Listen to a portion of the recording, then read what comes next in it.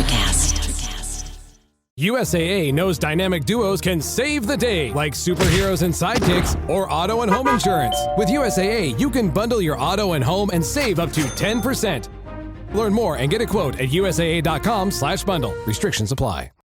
With a major selection of the looks your kiddos love, starting at just $4 in the Walmart app, a new school year means a stylish new them. Who knew? Find skater skirts and Crocs that say, I'm casual but cool. Sparkly sneakers that say, it's my classroom, you're just learning in it.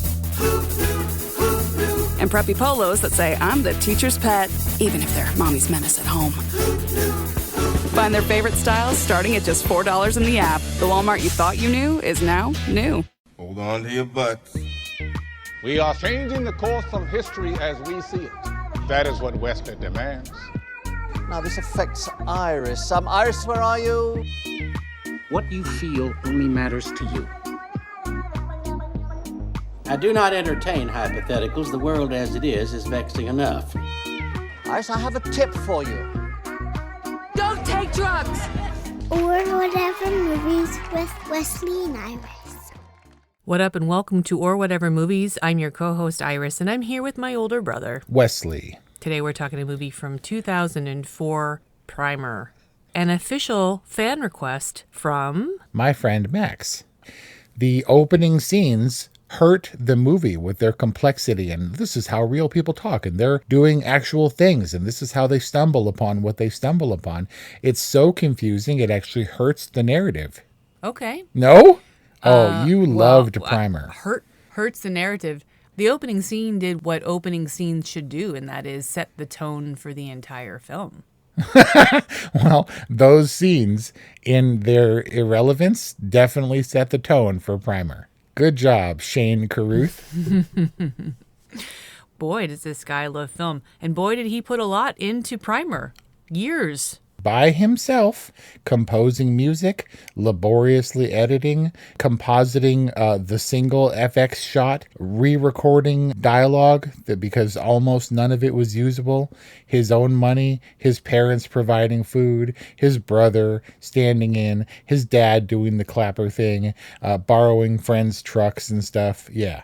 I mean, some things are haphazard because this was a completely bootstrapped production, but none of it was unintentional. That's not the impression I get of Primer. I'm glad to hear about your impression. Because you're so familiar with Primer, we're going to conduct this discussion interview style. Oh my God. First question, how many times have you seen Primer? 1.5. 1.5. Did the second half consist of the commentary? Yes. All right. So I made it through 4 times, one of which was the commentary. I've watched this movie. Wow. I've lived with this movie constantly for a week. No way. So during the course of Primer, when they're using their jargon, when they're kind of in a roundabout way telling you maybe what the heck they're doing, did you remember what a Weepuls is? No, I actually don't remember what a Weepuls is, but we had Weepuls. Weepuls? Weepuls were the prizes in the magazine selling competition. Do you remember Weepuls? Nope. If you sold enough magazines, you got these little fuzzy friends with sticky feet. Oh, the sticky feet triggered a memory. That's weird. Yeah, you peel off the thing and you stick the feet, and then you've got this fuzzy thing with eyeballs, and it's called a Weepul. Oh, I do remember that. That's so weird. Right? I would have lost that. Shane Carruth thought that Weepuls would be readily available. It was in the script. Then he found out that they're not readily available, and apparently nobody remembers them. So he had to find one on eBay. But when I was like, I thought the Weepuls was just the dumb thing that's part of like the Focus, like a widget experiment, right? It's like the thing that's a stand-in for a human on a small scale. But a Weepuls is a Weepuls. I don't know if he cleared that with Weepuls Incorporated or whatever. What are Weepuls? The little egg-shaped toy thing. It's like a doll. I don't know. It's not important. Like little people? And it's too low res to make out what it is in the movie. Irrelevant. It's from 20 plus years ago. So they inadvertently, accidentally create time travel. Effectively create time travel or a means of time travel. And I feel like they can't fully explain how they did it. Would you agree with that? Do you understand I mean, kind of.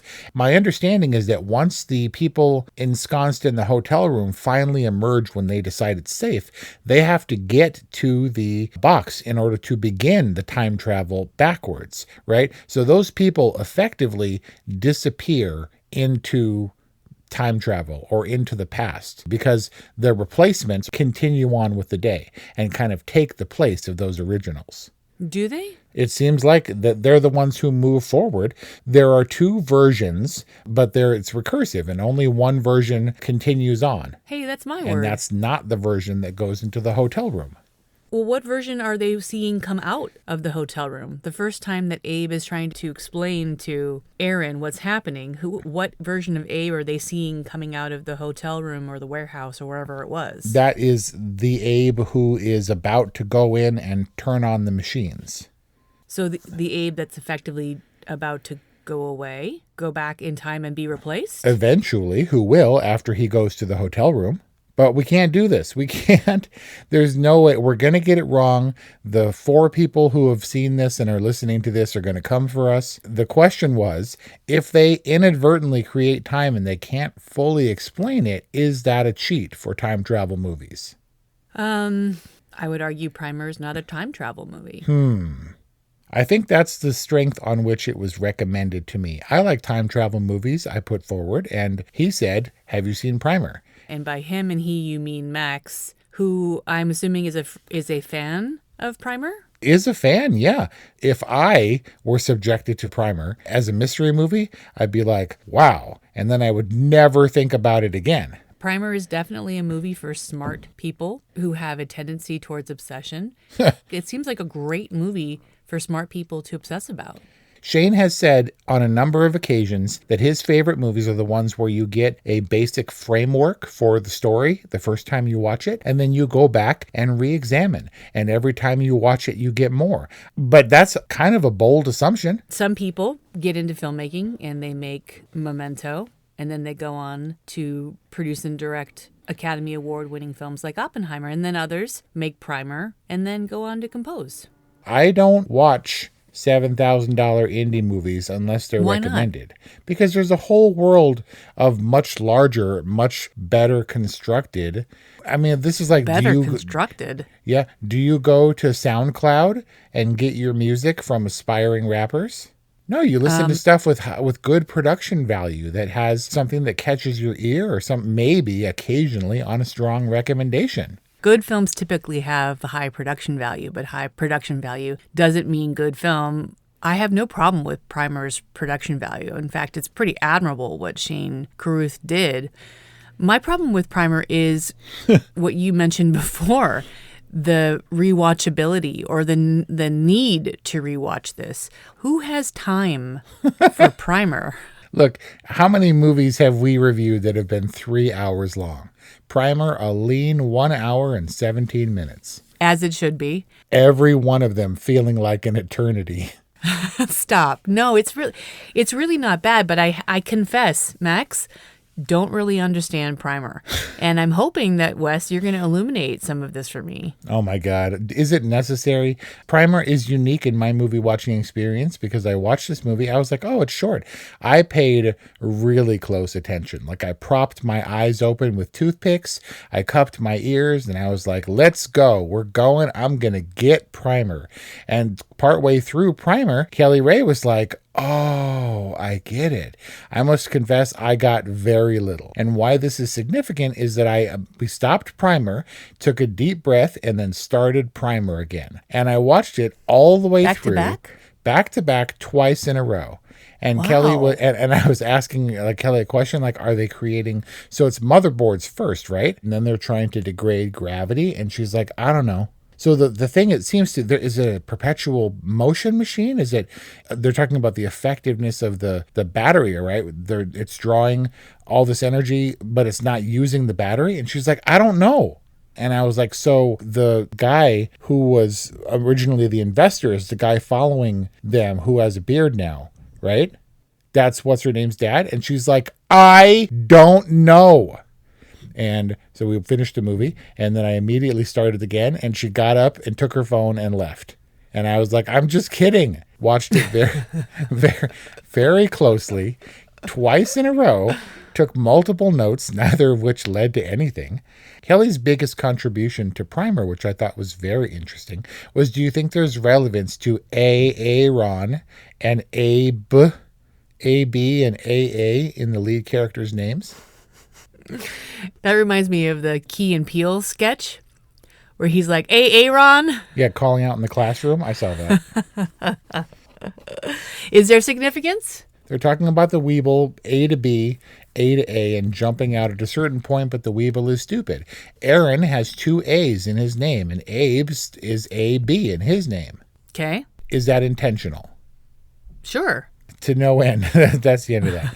So, do you think we needed the protein buildup plot point?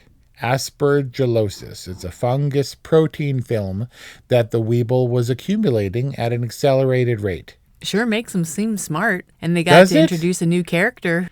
Apparently a real professor at this physics lab or whatever. Right. So they get to introduce another character that validates their experiment. That's the point. It's not about the leptospirosis or whatever. And they begin to suggest the aging, de-aging, passage of time process that leads us to time travel. Sure, fine, good. Apparently it's a real concept, what they were originally shooting for. It's called diamagnetism, and that's where these objects will exhibit some form of repellent, like a counter magnetic force. So gravity is pulling them down, and they will emit a diamagnetism, which slightly levitates them. So they're trying to increase that to degrade gravity. They said the applications were anything from jets to trains, or they're originally trying to defy or degrade gravity, right? Okay. See, I don't know. Well, I mean, does it matter? Does any of the opening scenes, the motherboards out of their garage, does it matter? They also give us a place to start with these characters who are literally garage inventors, garage innovators, selling their piddly product and aspiring for more, right? They want more than whatever microchip mail order business that they have. It gives them a place to go.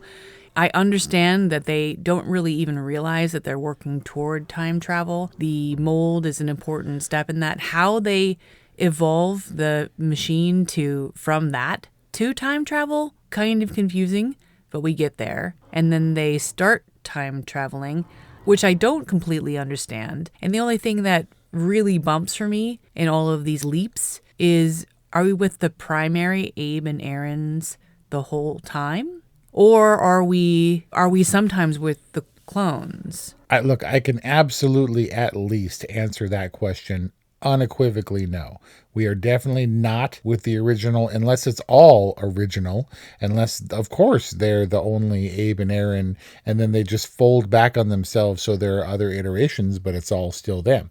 No. From the very beginning, although we don't know it, we see the Aaron that first shows up on the bench. Anytime you see the Aaron with the earpiece, the headphones in his ear, that's a much later Aaron who used a failsafe device, who actually carried one of his broken down boxes in the failsafe device so that he could use it in addition to Abe using it to before the first time, so that he can then explain the concept to Aaron. That Aaron is a much later incarnation. The problem is trying to keep it straight, to keep up, to understand which Aaron it is without a little like Sims bubble above their head. This is Aaron 2. This is Abe 1. I wasn't able to do that. But they were definitely different Aarons and Abes. As the story progressed, we find that they go back farther, that some of them replace the other ones, that some of them are traveling without the other person knowing or pretending to be different versions, so they can perfect the fight where they disarm the shotgun-wielding ex-boyfriend, or they may or may not punch homeboy in the face for stealing one of their previous inventions. Yeah, what was the whole deal? Rachel is Aaron's wife? If not Aaron's wife, his partner. They have a daughter together, and the father was one of the early investors, but the party in the X is the whole deal. That's the center point of the movie, even if we never see the actual disarming take place. It's kind of frustrating. The whole idea is that he went back and back and back so that he could perfect disarming this person without anybody getting killed. That's kind of honorable. Does the gunman kill Rachel? It's possible. When I asked the question about whether or not it's cheating if you don't fully explain the time travel, they can kind of say whatever they want if they don't show us what they're doing, right? We didn't see what happened at the party, but there's a theory, and I forget exactly who put this forth, that at some point Rachel is killed by her ex-boyfriend. And her dad, Mr. Granger, the one who eventually, with a beard, is following them and maybe using the box, even though we don't know how he learned to use the box or learned about its existence or location. Maybe he is trying to get back at them or prevent the death of his daughter. There's no way of knowing because we only have $7,000 to shoot such things. And so we didn't. My cat Freddie loves to be brushed and cuddled. But stirring up his cat allergens meant sneezing and itchy eyes. Then I found Purina One Live Clear. It's cat food that reduced the major allergen and my suffering in as little as 21 days. Now, we feel closer than ever. If you have issues with cat allergens, you really need to try Purina One Live Clear. Try new Purina One Live Clear today. Purina One, a difference from day one. This episode is sponsored by Friskies, who would like to tell your cats hi. Now, if that didn't get your cat's attention, there is one thing that always does the trick. Just pour some Friskies crunchy food in the bowl and you'll hear those paws come running. Works every time. With so many Friskies choices, you can always bring your cats running from their secret napping spots. There's always more to explore. See for yourself at friskies.com or visit your local store.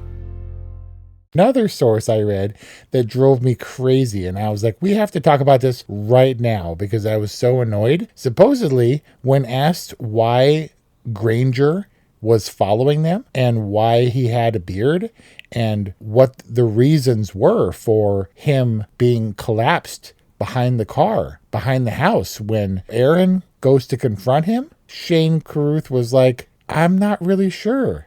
And oh my God, that drove me crazy. I was so annoyed. Like, if you know as a writer, then you got to say it. Okay, I can get behind it. If he's trying to save his daughter or get back at these guys for orchestrating this thing where they could have saved his daughter. But to not know and to put that crucial part in the movie where I was confused, like, why is he back there? Why aren't we showing his face? Why is this so weird? Why is he down on the ground? To not know was maddening to me. So we don't know, and the filmmakers don't know why Rachel's dad is on the ground outside of his car? I don't know. But Granger... What? One of them said that Granger literally passed out every time he came close to Abe. Do you remember this? No. Why? It's unanswerable. I don't understand. It's maddening. Are you saying that it's inexcusable? Are you saying that Shane is asleep at the wheel and he's just sitting back and laughing while people try and dissect his film? I've always said that a person's ability to spend billions of dollars, you're limited solely by your imagination. You can do whatever you want. And if you don't do anything, or if you're like, I'm not going to change one bit, I'm still going to get up and go to my tool and die job every day, that person lacks imagination. You could think of much better things. Shane Carruth could think of much better things. Bobby Wygant, famous interviewer, asked him, if you had $10 million, would you have made this movie differently? And he's like, I don't know. Because it's conceptual. It's all in his head. I would like to ask that dude if you could go back now 20 plus years and change Primer. If you could remake it, would you make it in such a way that it's more easily understood or explained? I would love to find out if he knows, if this was the limit of his capability, if it's a hustle, that he knows all the things that we don't know and he's being deliberately vague, or was it just budget? These are things I want to know. listening to his commentary and his love of talking about the filmmaking process, how he borrowed this from that person and how he bought this and jerry-rigged the boxes, how all of these people came together to make this film. I think that really jazzes this guy. I think that was as rewarding as making this particular story, which seems very personal to him, right? That he would have to be. Father is an engineer. He's interested in invention and innovation and science and in time travel movies. But then this guy goes on to reference movies like The Great Gatsby. Did you hear that part in the commentary? Where Yes. he's like, this moment, this beat before he turns on the machine is like the moment before Gatsby kisses Daisy. I was like, what? Like, this guy is a romantic. And I think that plays out.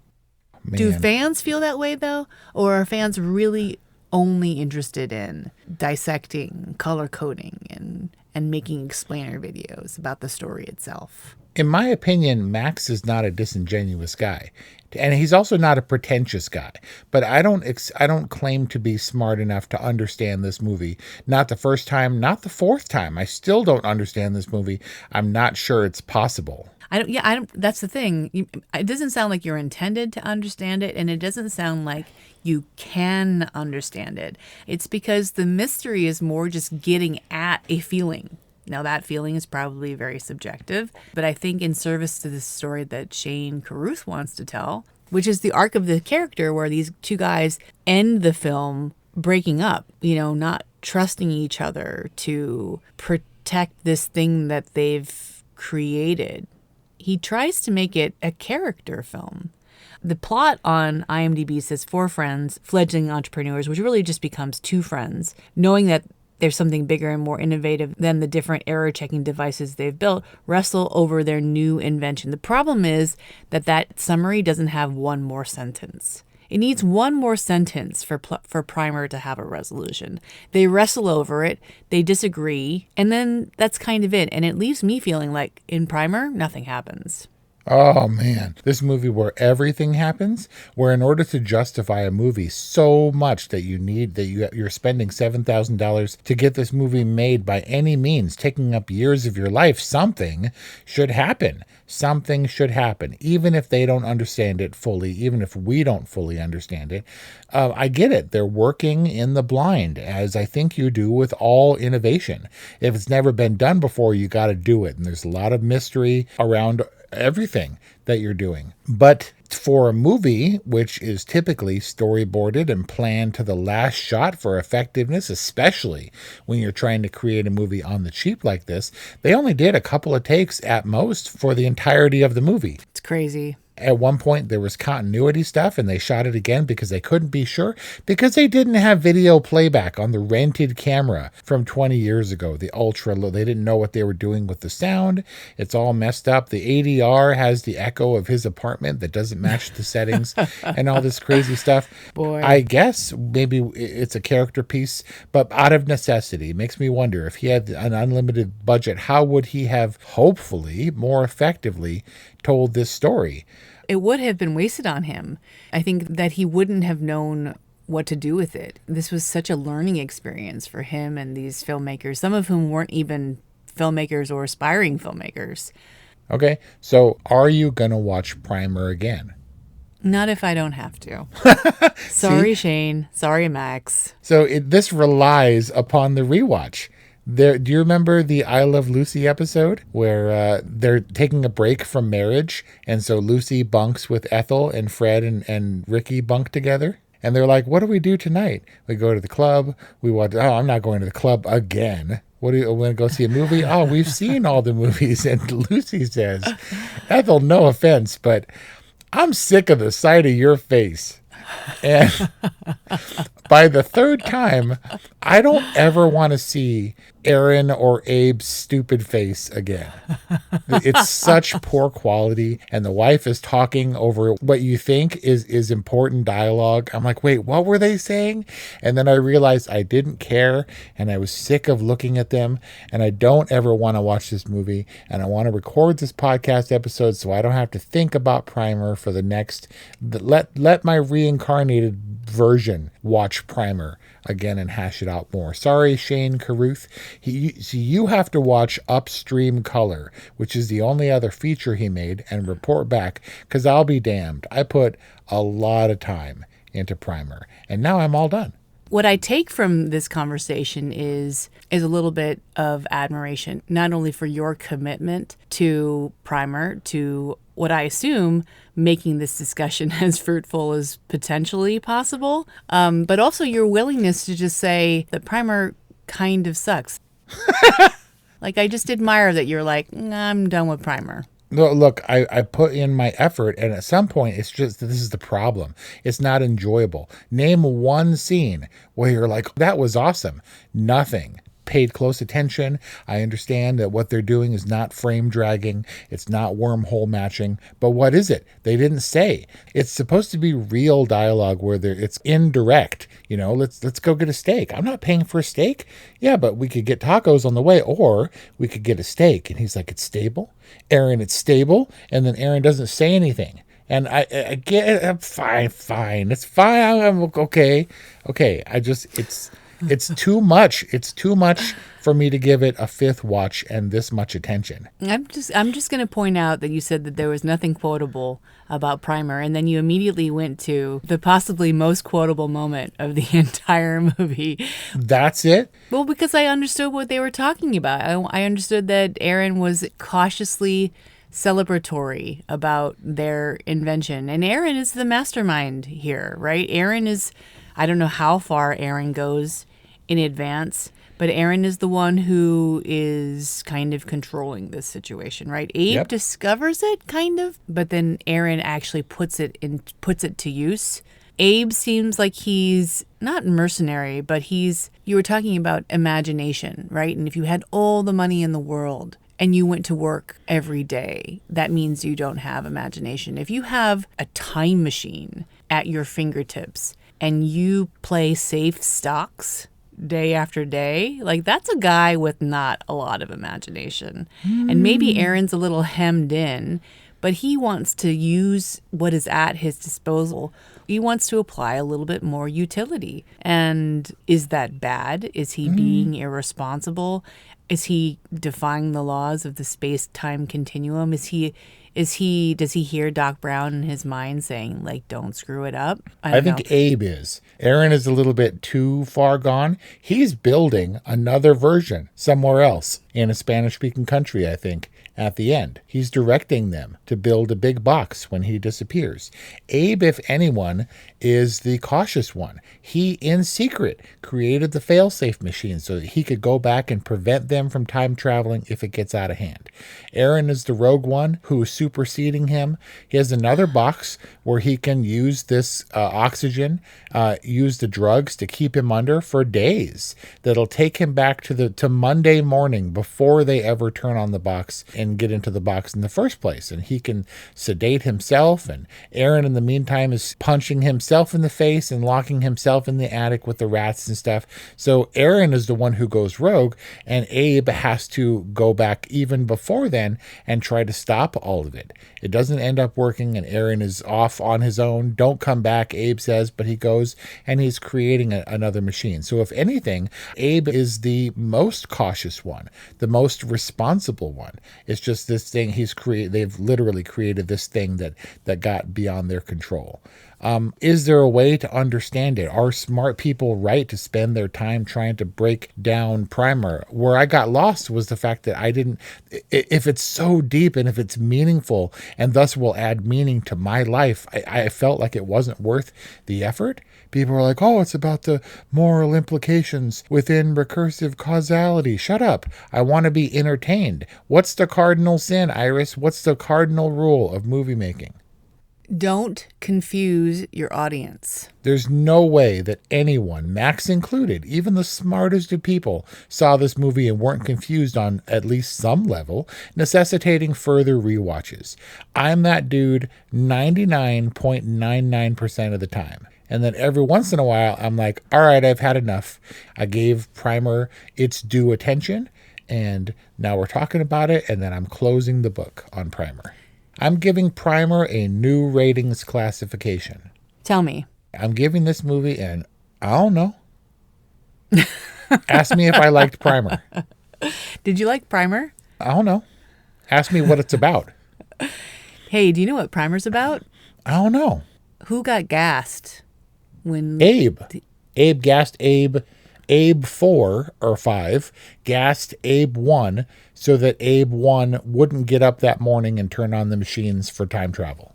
So did he stop? Did he prevent future time travel? I don't Did think he so use because the failsafe? Aaron was also had a box that he dismantled, took inside the other box with him, and went back to before Abe could disable them. When he discovers Abe's failsafe, which Abe never told him about, maybe Abe is the one who told his father-in-law, who figured it out, tracked them, followed them, discovered the boxes, learned how to use them, tried to go back in time, but mucked himself up in the process. See, you kind of know a lot about Primer. You understand Primer more than I do. You mentioned that it wasn't a washer, as insinuating that it was a watcher. And that is the attitude that I took to Primer. The problem with Primer is when people treat it like a watcher, because it's not worth trying to figure out, especially when in the end, I gather there really isn't a there. It is the experience of being kind of immersed in this world of innovation and these guys who are probably just as confused about their invention as we are. Oh, the construction. It sounds like you have rats in your attic. Is this Iris the Watcher? No, it's Iris 4 trying to get out of the box. The one who said this, you're right, this movie was definitely a watcher. This is Iris 4 being like, oh, you can totally let it wash over you. Don't think about it too hard. I can hear the frustration. I can hear your urgency, your desire to put Primer behind you, and I'm okay with that. I'm also okay with Primer. Admiration for Shane Carruth, who didn't know anything about movie making, decided to make a movie, did all the things. You listen to 5 minutes of this dude's commentary and nobody could be like, oh, this guy's an idiot. Primer is a very strange movie that maybe I hope he feels justified, or he feels like this sort of cult following is deserved, because he put an awful lot of himself into this movie, literally, financially. It came to define him as a filmmaker, and hopefully he feels that he got out of it more than he put in. 7,000 to get to more or less 500,000 overall box office and sales, sure, but for years of your life, goodbye, Primer. I'll see you in the next life. And that's our discussion on Primer from 2004, a passion project from filmmaker Shane Carruth, a.k.a. Sean Carruthers, in case you were confused. Thank you for listening. We always appreciate listener requests because it takes us to different places and corners of the world of cinema. 818-835-0473 or whatevermovies@gmail.com is how you get in touch with us. And for 400 plus additional discussions, or whatevermovies.com. Thank you for listening, and we'll see you next time. Hi, I'm Mark. And I'm Peter. We're the founders of Electrocast Media, bringing you great podcasts like Nightmare Road Stories, Tech Talk Revolution, and Bodacious Minds. Electrocast networks include Ruby for female empowerment, the Best Business Network, and GPN for geopolitics. We built this company to create community and amplify diverse voices, and we really appreciate your support. So, keep listening to Electrocast podcasts and hear the culture. Electrocast. Ever thought about starting your own podcast? Do you have a business or a message you want to share with the world? Well, now it's easier than ever with Electrocast. Hi, I'm Mark Netter. And I'm Peter Rafelson. We're the founders of Electrocast Media. Whether you want to start a new podcast or already have one, join Electrocast to grow your audience, monetize your content, and build your community. With our simple sign-up, you get free promotion, world-class analytics, premium ads, and personal support. Go to electrocast.com and join our community today. Electrocast. Transform your influence. Electrocast. Electrocast.